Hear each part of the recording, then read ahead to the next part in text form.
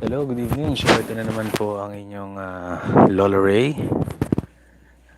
Huwag na muna ang DJ, Lola Ray lang. Dito naman ang inyong Lola Ray para magbigay na naman ng isang bagong edisyon ng sa madaling salita or in layman's term kung saan magbabasa tayo ng batas at susubukan natin pong ipaliwanag ito sa paraan na hopefully maiintindihan nating mga masyang Pilipino. So sa edisyong ito ay tatapusin po natin ang buong criminal procedure. Babasahin natin ang Rule 122 hanggang Rule 127. So Rule 122, Appeal. Section 1, who may appeal? Any party may appeal from a judgment or final order unless the accused will be placed in double jeopardy. Where to appeal?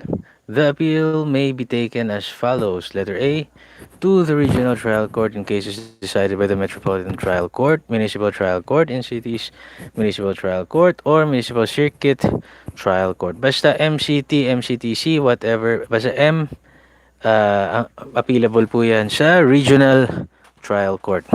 Letter B, kung galing naman daw sa RTC, to the Court of Appeals or to the Supreme Court in the proper cases provided by law in cases decided by the Regional Trial Court. And letter C, to the Supreme Court in cases decided by the Court of Appeals. Okay?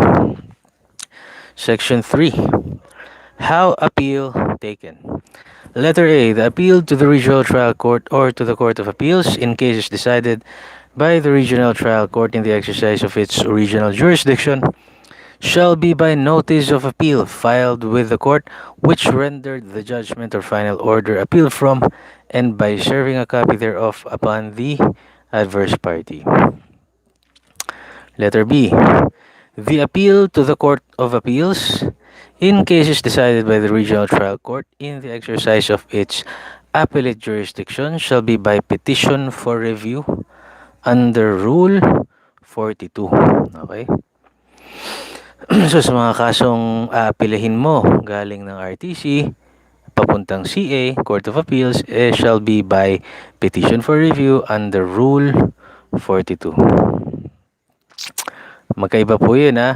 Yung letter A, yung una nating nabanggit, yung apila daw, papuntang Regional Trial Court o papuntang Court of Appeals in cases decided by the Regional Trial Court shall be by notice of appeal. Letter B, yung binanggit natin, shall be by petition for review under Rule 52. And letter C, the appeal in cases where the penalty imposed by the Regional Trial Court is reclusion perpetua, life imprisonment, or where a lesser penalty is imposed for offenses committed on the same occasion or which arose out of the same occurrence that gave rise to the more serious offense for which the penalty of death, reclusion perpetua, or life imprisonment is imposed shall be by notice of appeal to the Court of Appeals in accordance with paragraph A of this rule. And letter D, no notice of appeal is necessary in cases where the death penalty is imposed by the Regional Trial Court. The same shall be automatically reviewed by the Supreme Court as provided in Section 10 of this rule. So, ang pamamaraan lang basically ay notice of appeal, at kung manggagaling naman daw sa Court of Appeals papuntang in cases decided by the Regional Trial Court, petition for review under Rule 42. Section 4. Publication of notice of appeal. If personal service of the copy of the notice of appeal cannot be made upon the adverse party or his counsel, service may be done by registered mail or by substituted service pursuant to Section 7 and 8 of Rule 13. Section 5. Waiver of notice. The appellee may waive his right to a notice that an appeal has been taken. The appellate court may, in its discretion, entertain an appeal notwithstanding failure to give such notice if the interests of justice so require. Section 6. When appeal to be taken. An appeal must be taken within 15 days o sa loob ng 15 araw from the promulgation of the judgment or from notice of the final order appealed from. This period of perfecting an appeal shall be suspended from the time a motion for new trial or reconsideration is filed until notice of the order overruling the motion shall have been served upon the accused or his counsel, at which time the balance of the period begins to run. Section 7.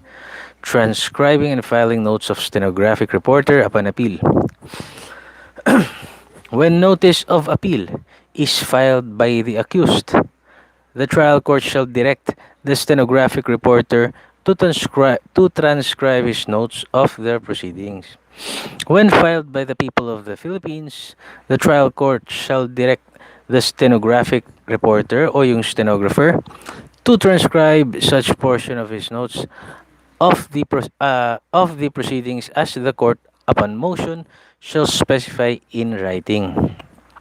The stenographer shall certify to the correctness of the notes and the transcript thereof, which shall consist of the original and 4 copies, and shall file the original and 4 copies with the clerk without unnecessary delay. If death penalty is imposed, o maaaring ito ang ginagamit na rule kapag reclusion perpetua sa ngayon, the stenographic reporter shall within 30 days from promulgation of the sentence file with the clerk original and 4 copies of the duly certified transcript of his notes of the proceedings. No extension of time for filing of said transcript of stenographic notes shall be granted except by the Supreme Court and only upon justifiable grounds. Section 8. Transmission of papers to appellate court upon appeal. Within 5 days from the filing of the notice of appeal, the clerk of the court with whom the notice of appeal was filed must transmit to the clerk of the court of the appellate court the complete record of the case, together with said notice. So yung clerk of court na nakabababang hukuman, umapila, clerk of court na ito sa clerk of court na nakatataas na hukuman kasama ng nasabing notice. The original and 3 copies of the transcript of stenographic notes o yung TSR, together with the records, shall also be transmitted to the clerk of the appellate court without undue delay. The other copy of the transcript shall remain in the lower court. Section 9. Appeal to the regional trial courts. Ito yung mga galing MTC, aapila ka sa regional trial court. Letter A. Within 5 days from perfection of the appeal, the clerk of court shall transmit the original record to the appropriate regional trial court. Letter B. Upon receipt of the complete records of the case, transcripts and exhibits, the clerk of court of the regional trial court shall notify the parties of such fact. Yan ang trabaho ng clerk of court. Letter C. Within 15 days or 15 araw from receipt of the said notice, the parties may submit memoranda or briefs or may be required by the regional trial court to do so. After the submission of such memoranda or briefs, or upon the expiration of the period to file the same, the regional trial court shall decide the case on the basis of the entire record of the case and of such memoranda or briefs as may have been filed. Section 10. Transmission of records in case of death penalty.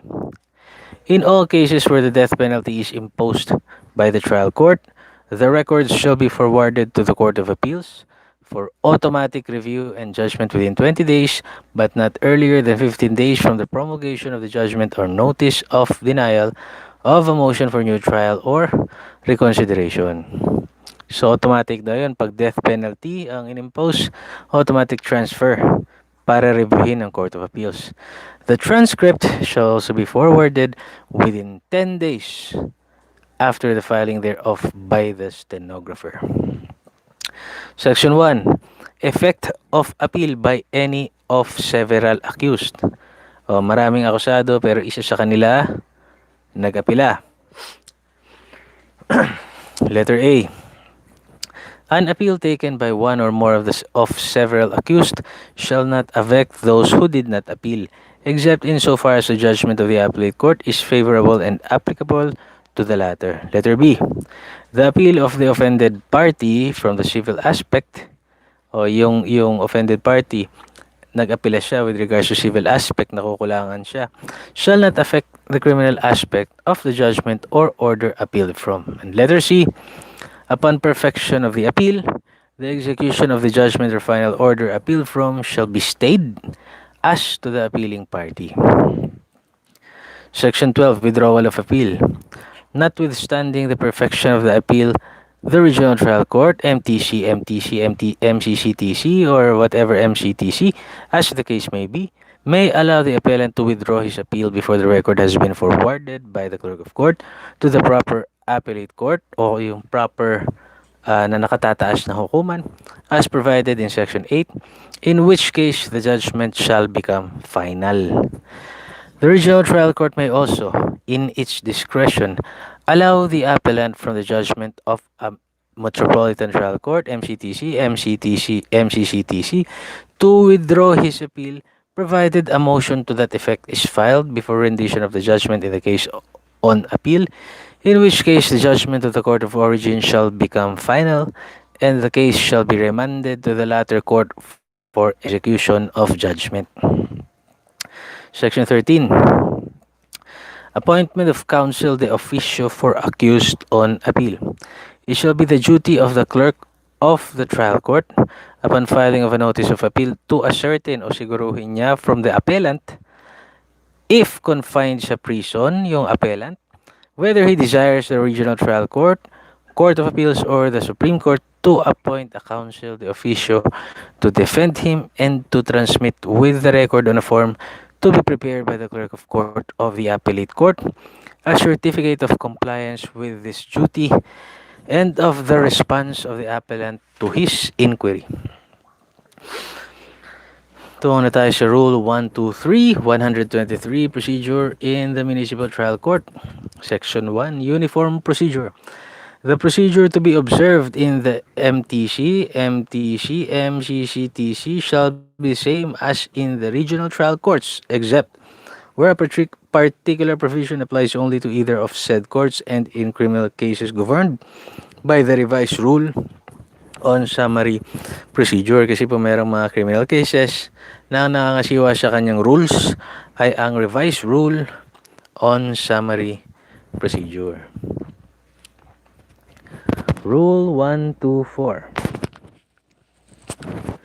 Procedure in Court of Appeals. Section 1. Title of the case. In all criminal cases appealed to the Court of Appeals, the party appealing the case shall be called appellant and the adverse party the appellee. So kung kunwari, yung natalong, yung akusado, siya ay hinatulan na siya ay nagkasala, aapela siya. Siya ngayon ang tatawaging appellant at yung biktima doon sa trial ang magiging appellee. But the title of the case shall remain as it was in the court of origin. Section 2. Appointment of counsel de officio for the accused.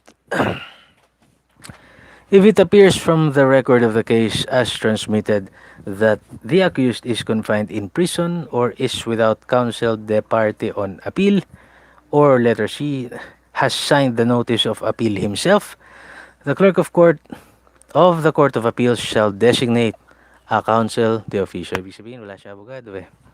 Ang pumirma ng notice of appeal ay yung mismong akusadong umaapila. An appellant who is not confined in prison may, upon request, be assigned a counsel de officio within 10 days from receipt of the notice to file brief, and he establishes his right thereto. Section 3. When brief for appellant to be filed. Within 30 days from receipt by the appellant or his counsel of the notice from the clerk of court of the Court of Appeals that the evidence, oral and documentary, is already attached to the record, the appellant shall file 7 copies of his brief with the clerk of court, which shall be accompanied by proof of service of 2 copies thereupon the appellee.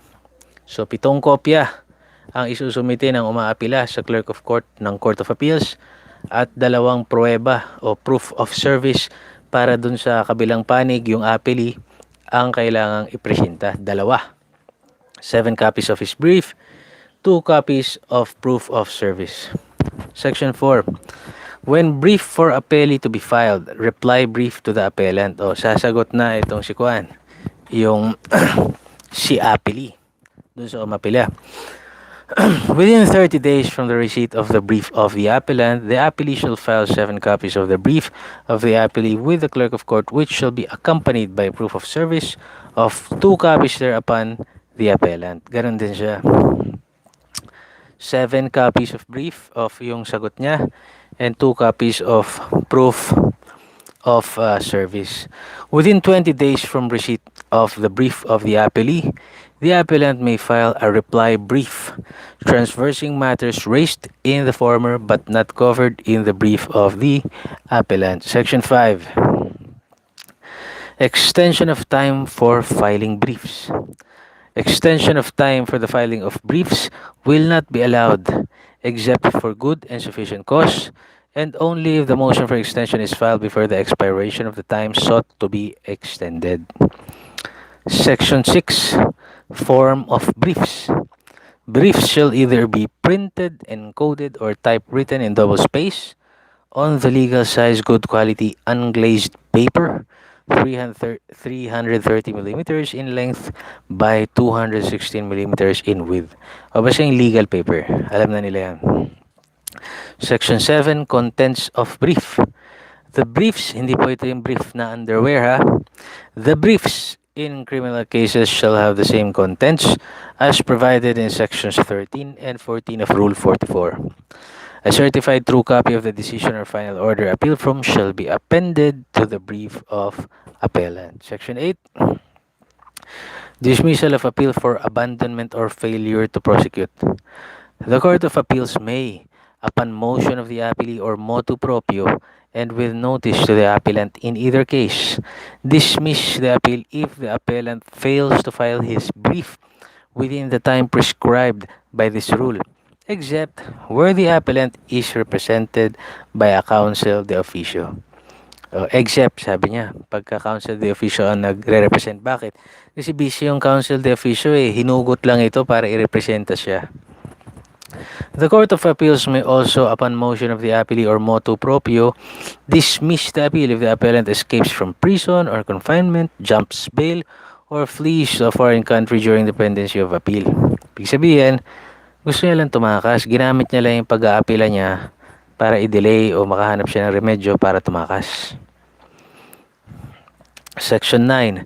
Prompt disposition of appeals. Appeals of accused who are under detention shall be given precedence in their disposition over other appeals. The Court of Appeals shall hear and decide the appeal at the earliest practicable time with due regard to the rights of the parties. The accused need not be present in court during the hearing of the appeal. Section 10. Judgment not to be reversed or modified except for substantial error. No judgment shall be reversed or modified unless the Court of Appeals, after an examination of the record and of the evidence adduced by the parties, is of the opinion that error was committed which injuriously affected the substantial rights of the appellant. Section 11. Scope of judgment.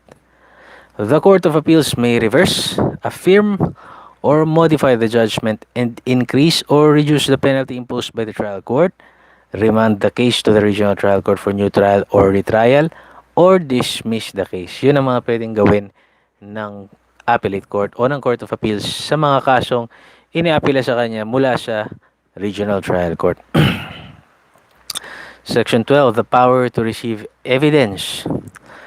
The Court of Appeals shall have the power to try cases and conduct hearings, receive evidence, and perform all acts necessary to resolve factual issues raised in cases falling within its original and appellate jurisdiction, including the power to grant and conduct new trials or further proceedings.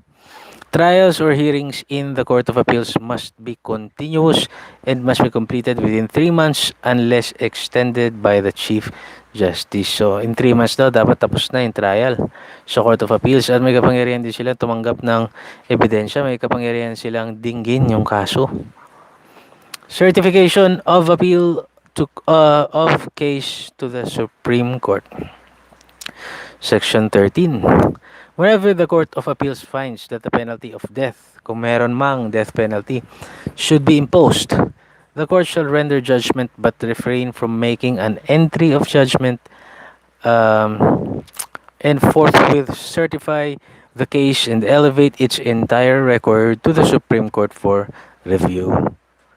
Di ba? Pagka, sabi nga kanina, pagka death ang desisyon, ang hatol sa RTC, automatic review ng Court of Appeals.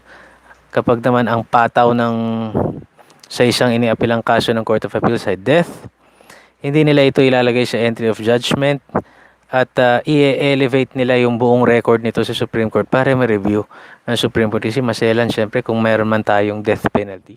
Di ba dati may death penalty tayo, yung kay Leo Echegaray. Letter B. Where the judgment also imposes a lesser penalty for offenses committed on the same occasion or which arose out of the same occurrence that gave rise to the more severe offense for which the penalty of death is imposed, and the accused appeals, the appeal shall be included in the case certified for review to the Supreme Court. Letter C. In cases where the Court of Appeals imposes reclusion perpetua, life imprisonment, or lesser penalty, it shall render and enter judgment imposing such penalty. The judgment may be appealed to the Supreme Court by notice of appeal filed with the Court of Appeals. Section 14. Motion for new trial. At any time daw after the appeal from the lower court has been perfected and before the judgment of the Court of Appeals convicting the appellant becomes final, the latter may move for a new trial on the ground of newly discovered evidence material to his defense. The motion shall conform with the provision of Section 4 Rule 121. Pag na may bagong ebidensya na maaaring ipinresinta mo, na maaaring kung ipinresinta mo dati, maaaring iba yung naging hatol, pwede kang motion for new trial. Section 15. Where new trial conducted. When a new trial is granted, the Court of Appeals may conduct the hearing and receive evidence as provided in Section 12 of this rule or refer the trial to the Court of Origin. So, pwede ang magbista, ang magdinig ay ang Court of Appeals. So, pwede na i-refer doon sa trial court. Bistahin nyo ulit yan. Dinggin nyo yan ulit. Section 16. Reconsideration. A motion for reconsideration shall be filed within 15 days after from notice of the decision or final order of the Court of Appeals with copies served upon the adverse party, setting forth the grounds in support thereof. So, nagpa-file ka ng motion for reconsideration. The mitimus shall be stayed during the pendency of the motion for reconsideration. No party shall be allowed a second motion for reconsideration of a judgment or a final order. So, isang beses mo lang kalamang pwedeng mag-file ng motion for reconsideration ng isang judgment or final order. Section 17. Judgment transmitted and filed in trial court. When the entry of judgment of the Court of Appeals is issued, a certified true copy of the judgment shall be attached to the original record, which shall be remanded to the clerk of the court from which the appeal was taken. Remanded, ibig sabihin, ibabalik.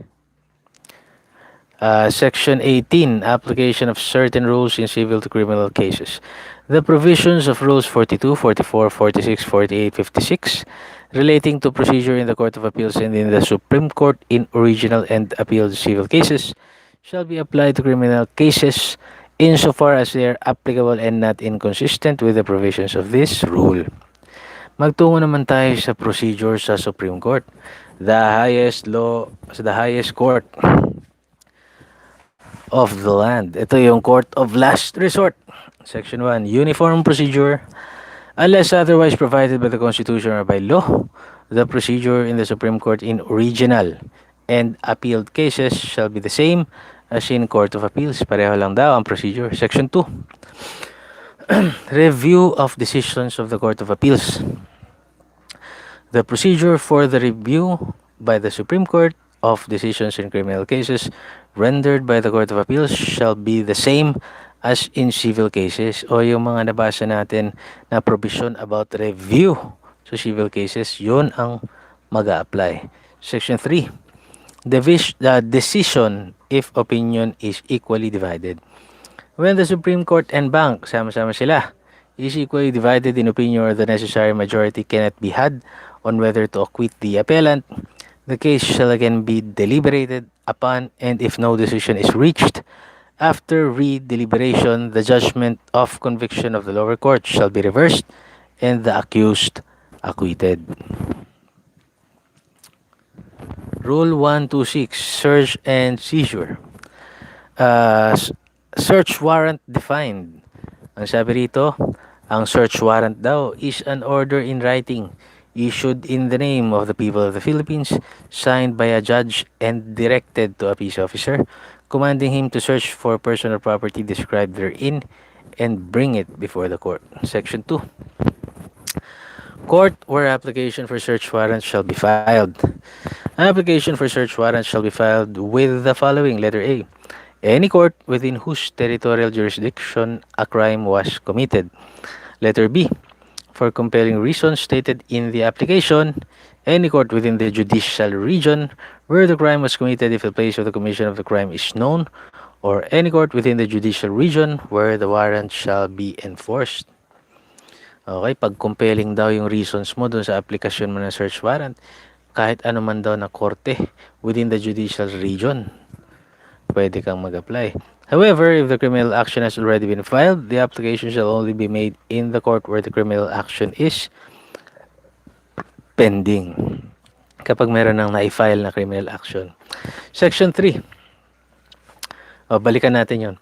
Kapag meron ka na na-file na criminal action laban sa isang tao, kunwari, at nag-apply ka ng search warrant para maghanap ng karagdagang ebidensya para idiin siya, kung saan naka-file ang criminal action laban sa kanya, dun ka na lang mag-a-apply muli ng search warrant.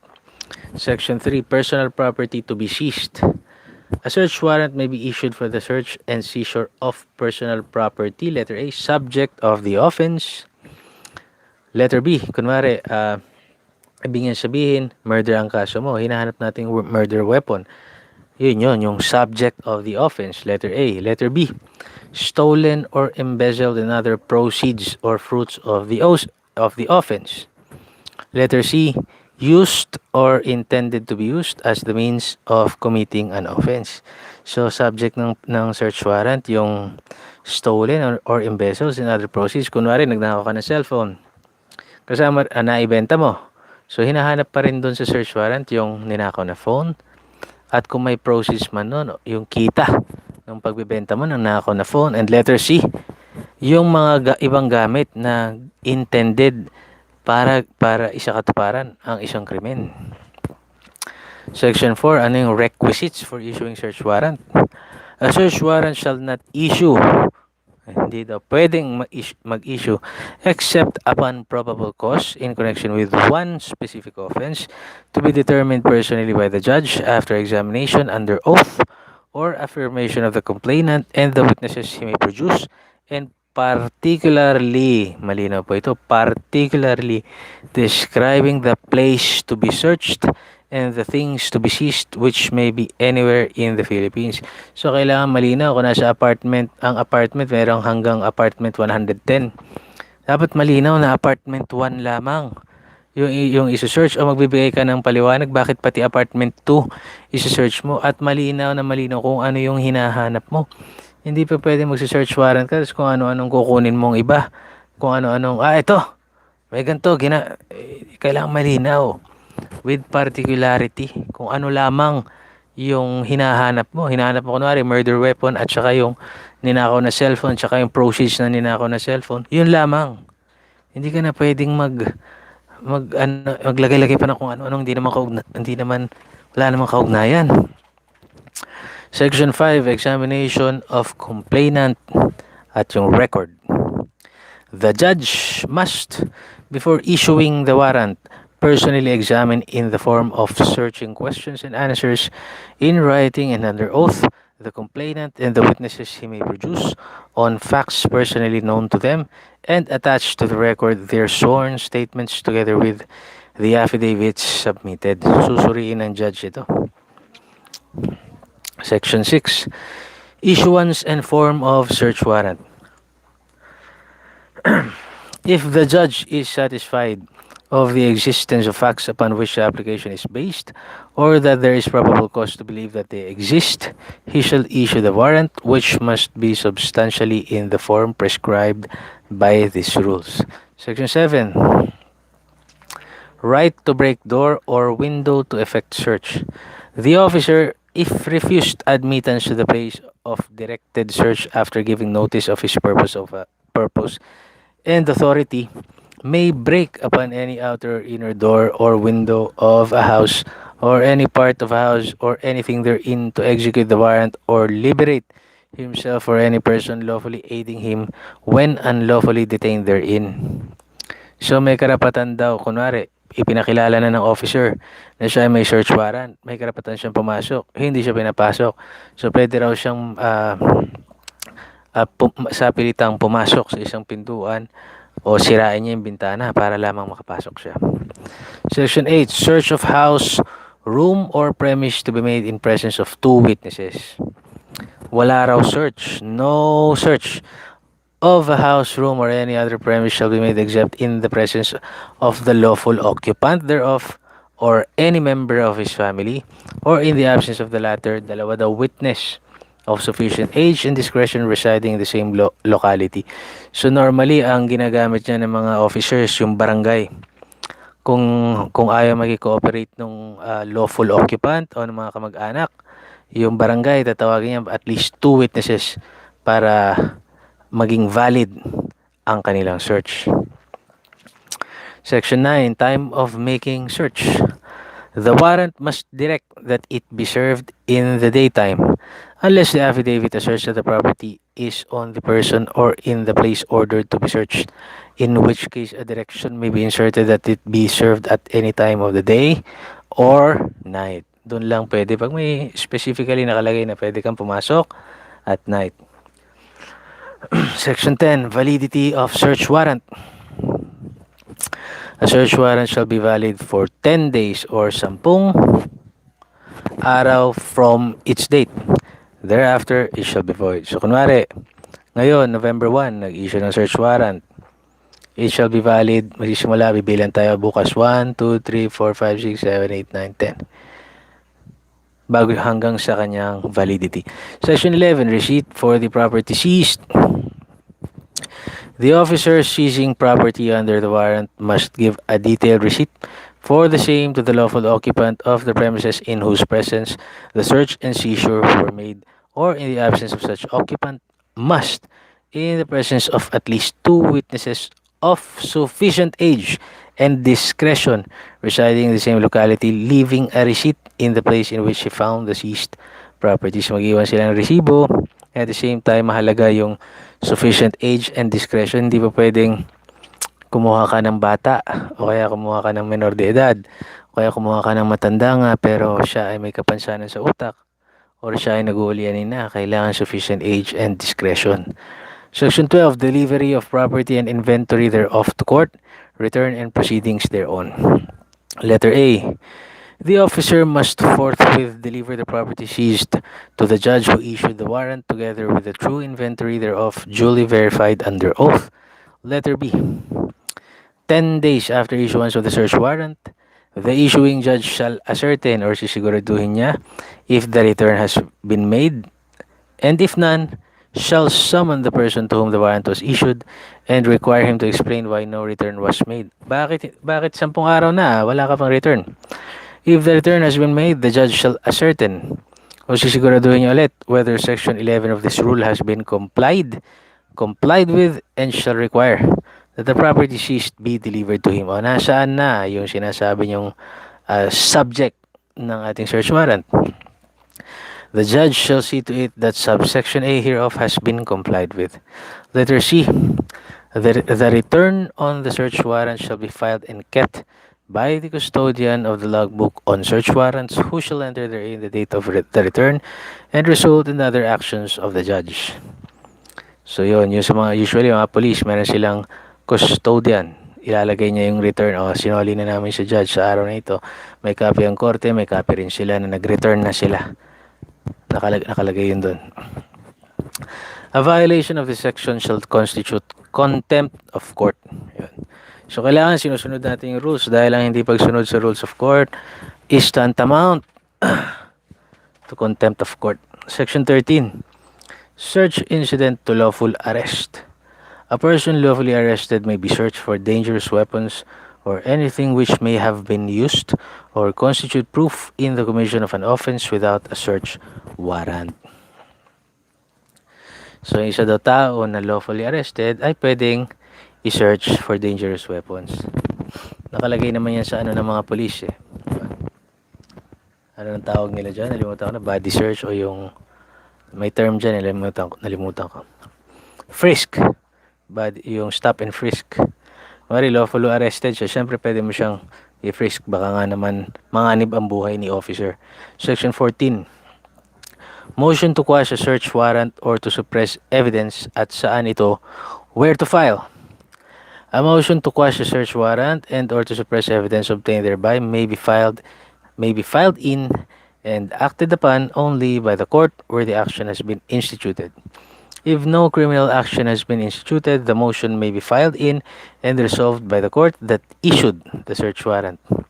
However, if such court failed to resolve the motion and the criminal case is subsequently filed in another court, the motion shall be resolved by the latter court.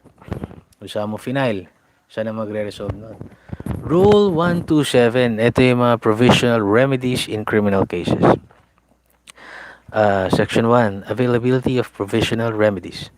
The provisional remedies in civil actions, insofar as they are applicable, may be availed of in connection with the civil action deemed instituted with the criminal action. So ito yung mga provisional remedies, yung attachment. Section 2, when the civil action is properly instituted in the criminal action as provided in Rule 111, the offended party may have the property of the accused attached as security that may be recovered from the accused in the following cases. Letter A, when the accused is about to abscond from the Philippines. Letter B, when the criminal action is based on a claim for money or property embezzled or fraudulently misapplied or converted to the use of the accused, who is a public officer or corporation, attorney, factor, broker, agent, or clerk in the course of his employment as such, or by any other person in a fiduciary capacity or for a willful violation of duty. Letter C, when the accused has concealed, removed, or disposed of his property or is about to do so. And letter D, when the accused resides outside the Philippines. So kung ang krimen ay may kinalaman sa pagdidispal ko ng pera or sabihin na nating kunwari criminal action, wala man itong kaugnayan, ngunit kailangan mong, di ba napag-usapan natin ang criminal action ay lagi may kaakibat na civil action. Ang isang krimen ay may kaakibat lagi na pagbabayad ng danyos. So available daw ang provisional remedies na nakasaad sa civil actions kagaya ng attachment. Pwede kang mag-attach ng kanyang property under sa mga grounds na binasa natin kanina. So dyan po nagtatapos ang ating criminal procedure. Nakatatlong live tayo about criminal procedure from Rule 1110 hanggang Rule 127. So sana po na-enjoy nyo ito at sana po meron kayong natutunan at samahan nyo ako ulit sa susunod nating edisyon kung saan ang inyong Lolo Ray ay susubukang magbasa ng mga probisyon ng batas at susubukan ko rin itong ipaliwanag sa madaling salita or in layman's term. Good night at sana po ay mag-iingat kayo. Ngayong araw po na ito ay naminsala sa Bicol ang bagyo at sa kung saan siya naglandfall sa Catanduanes. Meron pong kapatid ang aking best friend doon, si Ate Carol at ang buong pamilya. Sana nasa mabuti kang kalagayan. And sa lahat ng kababayan natin, sana po mag-iingat kayo. God bless. At sa mga lokal na pamahalaan na nawagan ako, unahin niyo po yung kapakanan ng mga kababayan natin. Muli, magdasal po tayo, may bagyo man o wala, at lagi tayong manampalataya sa ating Panginoon. God bless you everyone, and I'll see you soon.